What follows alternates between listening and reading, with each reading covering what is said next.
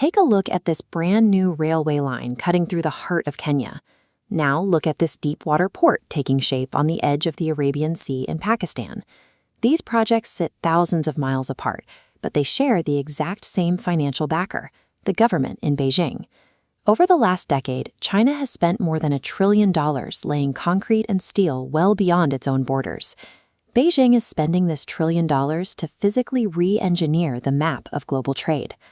This strategy began on the factory floor. Over 4 decades, China grew from a rural nation into the manufacturing powerhouse of the world. But that growth created a survival risk. To keep its economy running, China must import massive amounts of energy and export manufactured goods across the ocean every single day. Most shipments travel through a single geographic choke point, the Strait of Malacca, between Malaysia and Indonesia. At its narrowest point, it's only a few miles wide. If a blockade disrupted ships here, China's economy would face immediate paralysis. Bypassing this single waterway moved from a theoretical desire to an urgent matter of national survival. In 2013, the Chinese government announced its solution.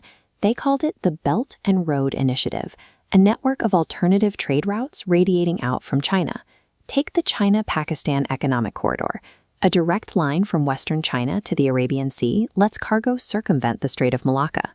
Building these alternative routes means pushing railways through mountain ranges and laying energy pipelines across a harsh geographic reality. By successfully building these inland connections, Beijing shifts the center of gravity away from Western-dominated oceans and back toward the Eurasian landmass.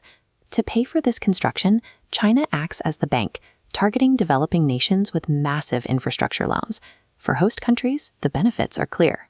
Modernized logistics and a new port can quickly increase a nation's ability to trade, but these projects often leave developing economies carrying debt burdens they struggle to repay. This chart shows how that debt creates leverage. When a government cannot make its payments, Beijing can extract political concessions or assume direct control over the physical assets they financed. This strategy turns concrete and steel into a mechanism for permanent political power. Throughout history, superpowers have always built infrastructure to secure their global reach. The British Empire relied on its shipping networks, while the United States established the trade systems that governed the post-war world. Today, the nation that builds the physical ports, energy grids, and railways controls the literal flow of tomorrow's technology. That physical control translates into diplomatic influence, altering global alliances and voting blocs at the highest levels of international politics. If Western economies find their own supply chains reliant on a network owned and operated by a strategic competitor, they risk losing their ability to dictate trade terms. The Belt and Road Initiative is the construction of a new global order, engineered bridge by bridge, to dictate the balance of power for the 21st century.